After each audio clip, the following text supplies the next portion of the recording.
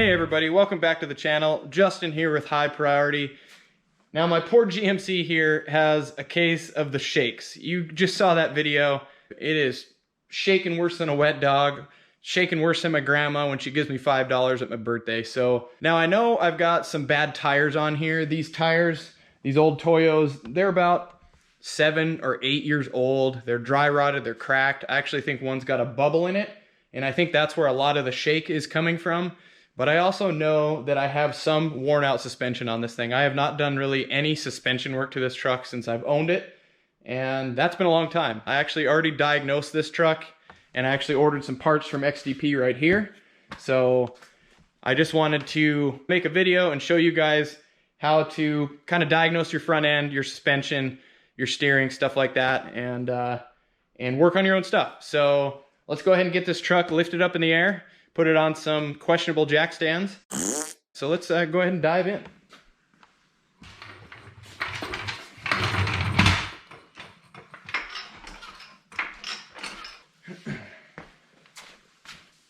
All right, now the first thing we want to do is just jack up one corner at a time and then get a big ass pry bar out and start prying. But what you should do is put the jack up on the lower control arm and jack it up, and now all the weight of the truck is on all these components. And then we're gonna go ahead and put a pry bar under the bottom of the tire and pry it this way and see what kind of movement we get, see what kind of lower ball joint movement we get.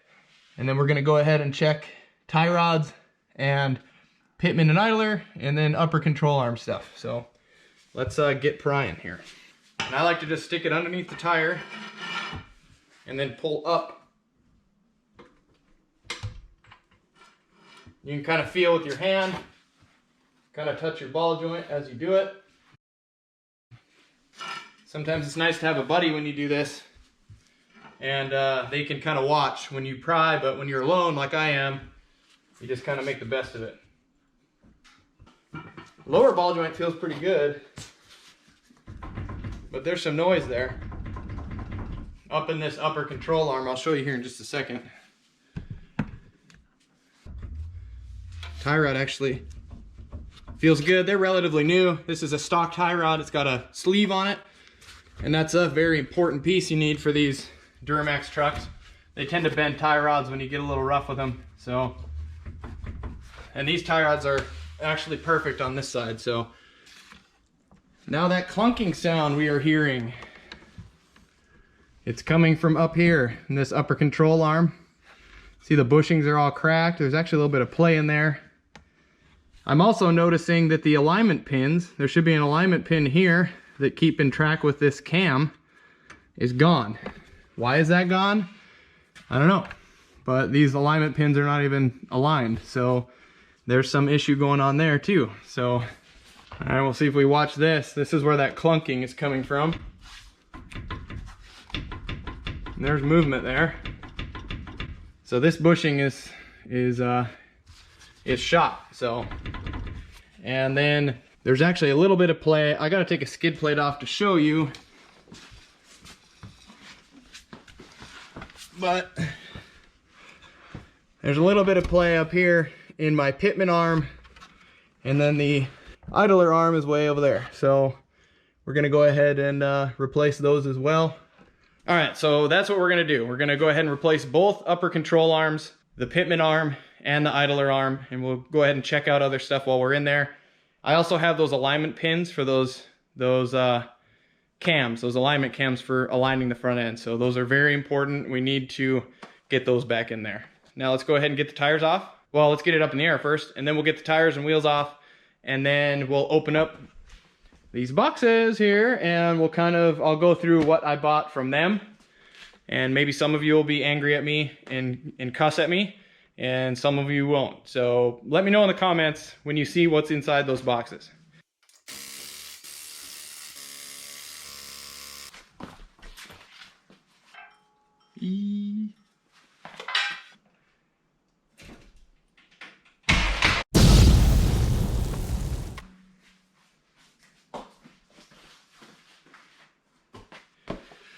All right, we're done. Let's go ahead and blow this thing apart. Well, actually wait, you do need some special tools for this job. If you want to do it the right way, you need this. This is a torsion bar unloading tool. There's a spring, it's a torsion bar back there that is under tension. That's what loads your front suspension. So properly, you need one of these to screw into the back. I'll show you how to do it here in just a second, and unload that bar. There's another way you could do it to kind of cheat it if you don't have that, and I will actually do the driver's side that way just to show you. It's probably not the safest way. I don't really recommend it, but I'll show it to you anyways. Also,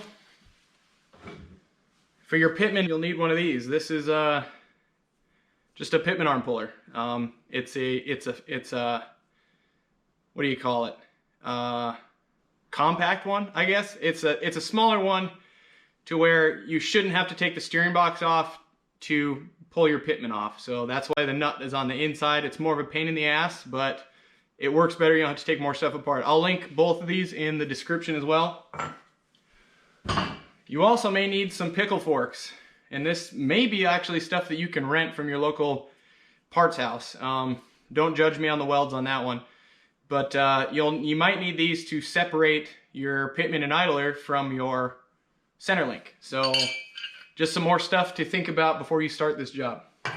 So let's go ahead, I'll move the camera, get it set up over there. I'll show you how to unload the torsion bar, and then we'll go ahead and blow that A-arm off the top and get this thing going here. All right, so here we are under the truck finally. Here's your torsion bar cross member.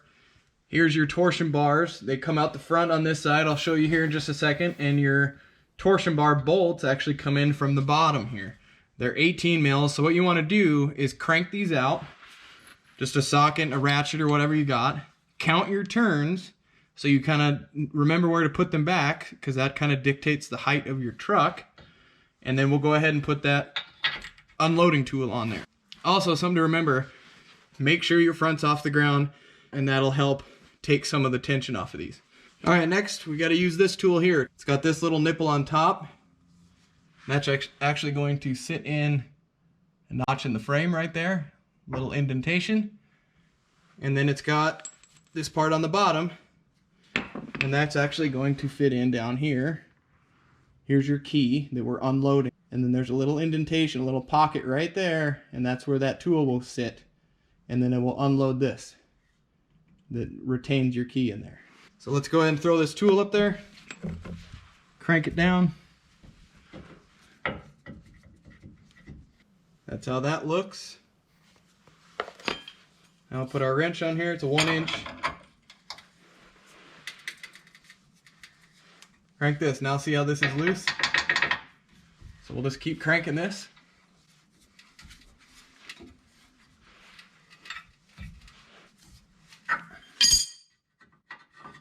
To get that out. So now we can loosen this back up, and now our key should be totally unloaded here.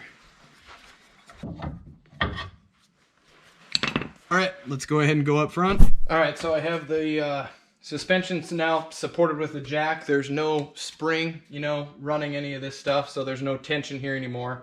So I just went ahead and jacked this up. So this is supported now, and now we're just going to go ahead and start blowing the bolts out of everything. And then don't forget to make sure nothing comes flying out and falls off. So.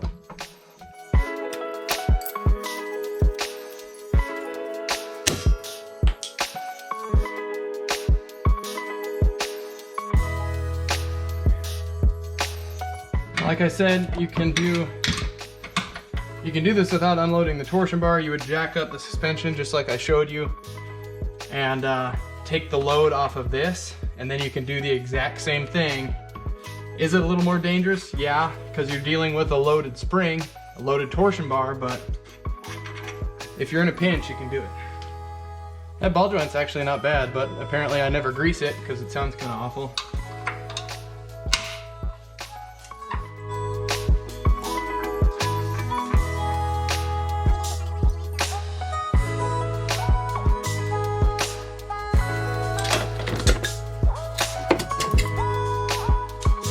Easy peasy, guys. Easy peasy. Let's go ahead and get this old control arm up on the bench, and I'll show you what I'm replacing it with. I'll show you what I'm replacing this arm with. Yeah. Is that better? I don't know. All right, first box. There's the other one. Idler Arm. Pitman Arm. Moog stuff. I know there's a lot of opinions on Moog parts, and some people say they're shit, and some people say they're fine. When I worked in a shop situation, we used a lot of Moog parts. I think there's Moog. No, there's not. Well, no, those tie rods are Moog, so I haven't had a problem with them, so I'm running Moog parts. I'll link all these in the description below, but if you want to complain, leave a comment, let me know. Let's get into this box. Yes, Mevotech. I don't know how you feel about Mevotech stuff. Maybe you feel the same way you do about Moog stuff, but I don't know. To me, it's not a bad looking piece. The factory ones, let me grab that. Factory ones are boxed, pretty much completely boxed. And anything aftermarket and stamped does not have all this enclosed. I wish it did. I tried to find one that did, but nothing out there did. And frankly, I looked really long and hard at Kryptonite and Cognito, and I don't know, I'm just not willing to spend $550, you know, 3 times the price on those parts when this factory arm did just fine for 20 years. This is 20 years, haven't done anything to it. If these last half as long, if I get 10 years out of these, awesome. So that's why I went that route. I know those ones look nice, but also I didn't want to wait for 4 weeks, 8 weeks, 12 weeks to get them. I literally ordered these off of xdp.com. I'll link them in the description, like I said. I ordered them on a Thursday. I got these on a Saturday. And I got these Pitman and Idlers on the following Wednesday. So less than a week, showed up at my door. Not a problem. So that's something to consider when you're kind of in a bind like I am. I'm trying to get out of town here in the next 2 weeks. I'm not going to wait around for hot rod parts for weeks and weeks and weeks. So anyways, that's it. Let's go ahead and get this thrown in there. We'll see how it fits. And move on to the other side, or actually I'll probably show you the Pitman and Idler installs. I'm not going to show you that other driver side, really. It's not that important. It's the same as this side. So, all right, let's go. All right, so it's a new day. I got my heater going. It's a little chilly outside today, and I almost forgot that we have to replace these alignment pins in these. Some were falling out, and actually when I took the A-arm off, the front one fell out. One of the front ones did. Well, here is the original, and then this is what we're going to replace it with. I got these at AutoZone, and they actually don't look like some, you know, cheap overseas part. They actually look like a pretty nice piece.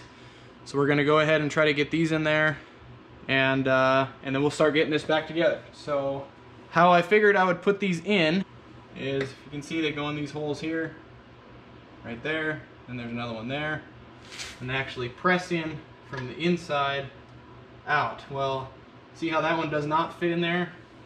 It's got some nice teeth on it. Now if you can see that, and then here's the old one. The old one just kind of fell right into place. So from what I read anyways, or from what I was looking at online, is you can't just tap them in. I don't know why. So I figured I would use a little C-clamp, and this is actually a turbo spacer off of a Ford 6.0. So we're gonna go ahead and just try to press these in real quick, and then we'll get the A-arm on, and then we'll go ahead and move on to the rest of this job.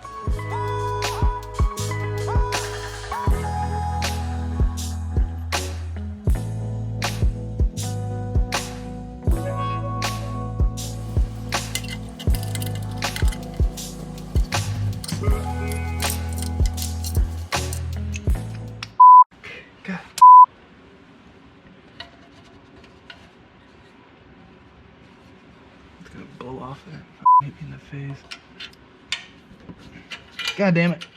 So the C-clamp ain't working. I gotta figure something else out here. This is not gonna cut it. Especially when I have to do it 8 times.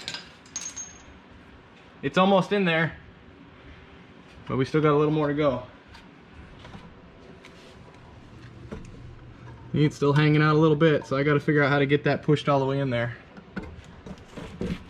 Maybe I should have cleaned those holes out a little bit first, but.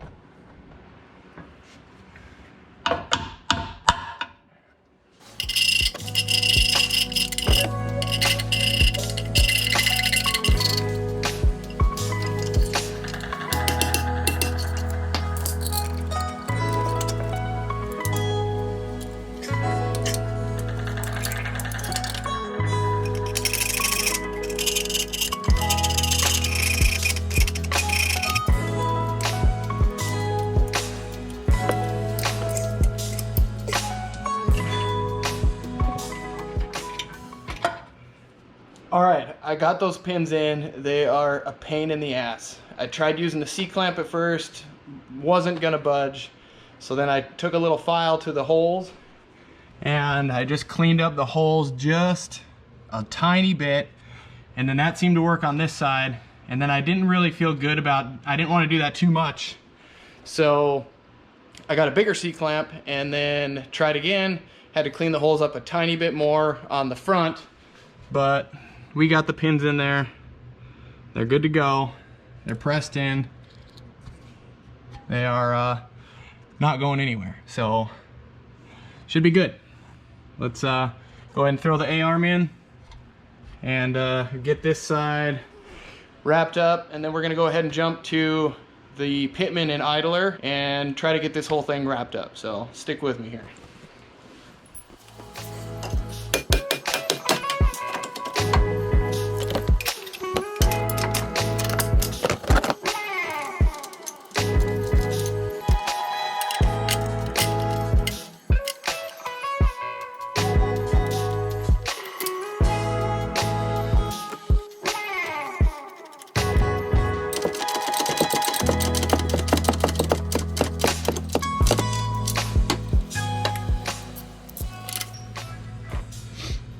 Little tip too is put something in there and rotate your ball joint so you can get that cotter pin through there.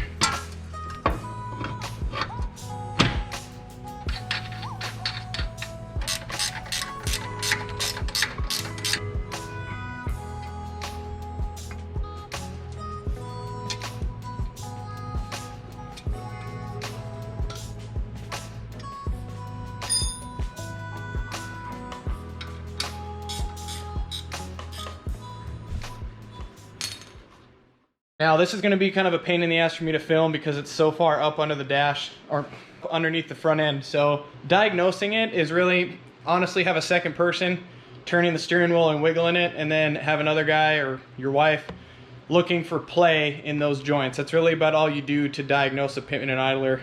See if there's any play or if it's kind of twisting and moving weird. My truck has Cognito braces on it. Honestly, that's one of the biggest upgrades you could do if you have a IFS GM like this. Get the Cognito braces and get tie rods loose for your tie rods. That's hands down. I've never put Pitman and Idler in this truck yet, so I've got 200,000 miles on it, and I've never put that in it. So this will be the first set of Pitman and Idler for this truck. So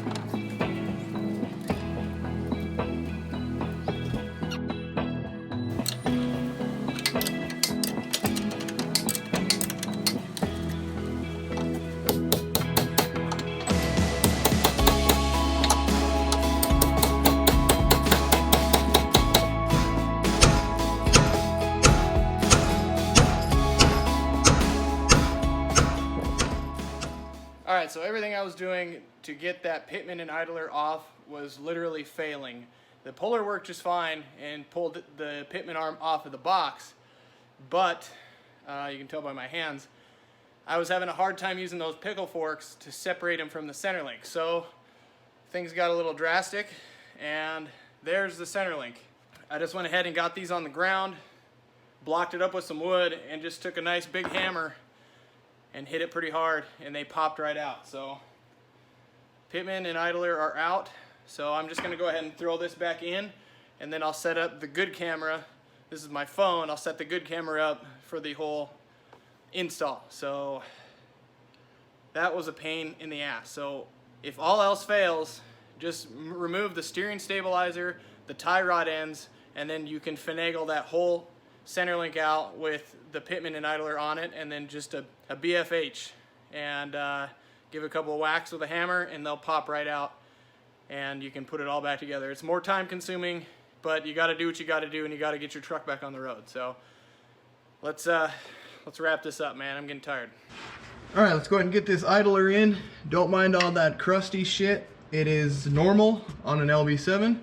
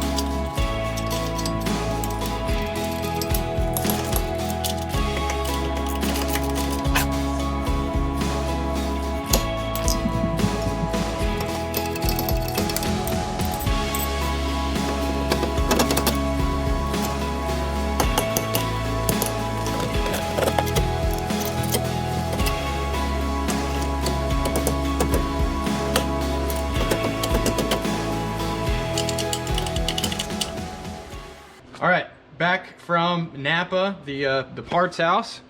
I went to go replace this guy. It's all boogered up. They actually had a complete set. 60 bucks for this thing, for 2 bolts and some cam dealy wobbers and some other stuff. So let's get this together.